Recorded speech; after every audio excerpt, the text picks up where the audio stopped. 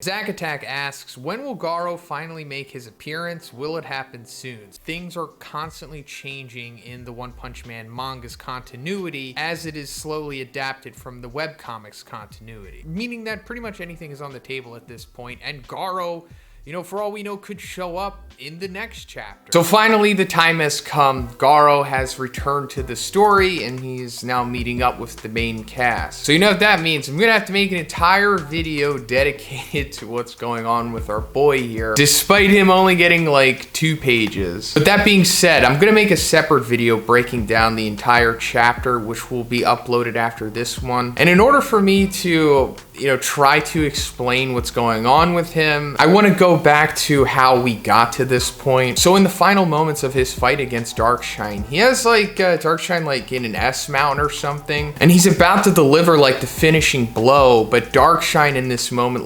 reminds Garou of Terrio and himself being bullied. And then he gets off of him and he's he looked so pitiful. It was like I was bullying him. That isn't the kind of evil that I want to commit. And then suddenly the fabric on him starts moving, and it's constricting him, I guess, and it starts traveling up his face, and it starts to overwhelm him, and he can't even stand anymore. But also at this time, Tatsumaki's about to pull the Monster Association out of the ground, and she starts forming bubbles around the strike team. So that's how Darkshine was able to get out of that situation, but also why Garou was buried down there for so long. So then cut to a couple chapters later when Darkshine is on the surface with the rest of the strike team, and they're questioning him about his battle with Garou, and he's no matter what you do, he gets back up, stronger and fiercer than ever. He's the very incarnation of despair. And after he says this, we see Garou still underneath the rubble, struggling. And he says, yes, I just realized the kind of evil I want to commit. Going back to what he was talking about, how he didn't want to bully Darkshine. But what's happening to me? The more I get beaten down, the stronger I get. Maybe it's just due to that human meatball's punches, but my head feels clearer. Now I'm confident that I can reach threat level God. One of the rare times the G word is dropped in the series. And then I'll cast the human race into an abyss of fear. I will be the very incarnation of despair. What the world needs isn't biased justice, it's impartial evil. And basically this just means that Garou's ultimate goal is to bring world peace by everyone having a mutual enemy in him. And then he remembers the moments after he saved Terrio, and Terrio asking him how were you able to find me? And he said, because I'm a monster. And after he says that, he starts to become overwhelmed again, how we saw him before after he got off of Darkshine. And then it's revealed that he's further transformed.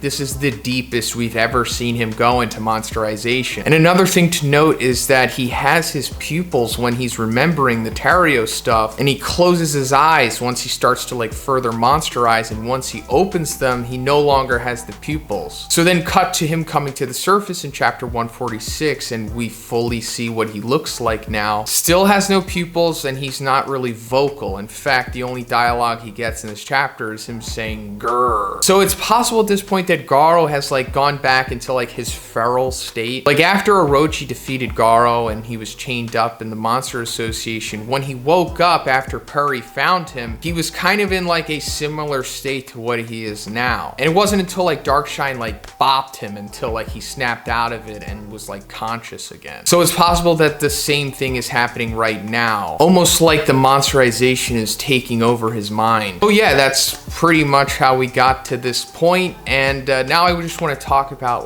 what's going on with his aesthetic and also what the future of his character could be here. Now another big question coming out of this is what's going on with the glowing stuff? And I honestly don't know. I mean, it's a nice aesthetic for sure, but I don't know if there's any kind of functionality to it or something, When we saw Boros have the similar glow to him, it was because, he's an energy dude. That's his thing. But as for Garou, he hasn't been established to be an energy dude. So I don't know if this means that Garou has now inherited energy manipulation or energy projection or something like that, which isn't unheard of when monsterization occurs in the series. Sometimes they pick up those abilities. So I guess it is possible that Garou might have pick this up or something. I'm not gonna hold my breath on that, because if we start seeing Garou like shooting like energy blasts or something, I think that might just be a little too much for him. I think if any kind of energy stuff comes out of Garou, it might be like through a strike or something like that, because that's way more fitting to Garou. Now the other question, of course, is like, is he a full-blown monster at this point? And it's really unclear, I guess. I mean, he absolutely looks like a monster. He has little to no human traits left other than him just having like a humanoid form. But despite all of that, Garou still might not be like a full-blown monster at this point. Now, I can't give you like an exact percentage because there's no way to know, but I would say maybe we're like 90% of the way there. I mean, also there's the option that he's 100% and this is Garou's final form. He's finally become the monster he's always wanted to be. I just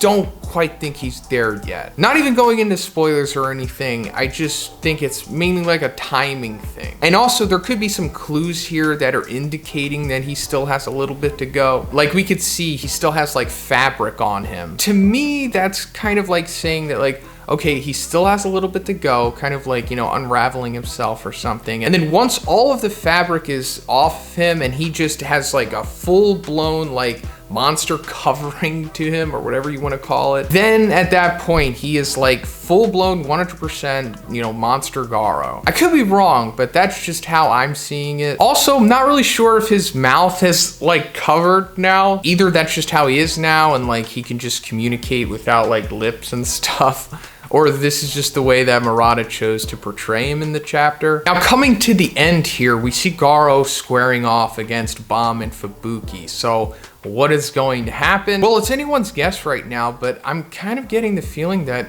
we might straight up see Bomb fight against Garou with, I guess, a mild assistance from Fubuki, possibly. Now, what would happen if they do fight? Well, if I was a betting man, I'd bet the house on Garou. And also that could be like a way of showing how far Garou has come, because back in chapter 84, Bomb along with Bang was, beating Garou down. So this could lead to, Garou coming back, beating down Bomb in a similar fashion and showing how far he has come. And also in this chapter, Fubuki like siphoned some of Bomb's energy to like heal Tank Top Master. So that also could play a part into Garou defeating Bomb. So it's not like a 100% clean win. He did have like, some of his energy gone, so he wasn't fresh. But yeah, that's pretty much it for the video today, guys. Super hyped that Garou is back, and I know everyone else is too, but let me know what you think is going on with Garou in the comments. And if you liked the video, guys, please give it a like. And please subscribe if you haven't already. Have a great day. I'll see you in the next one.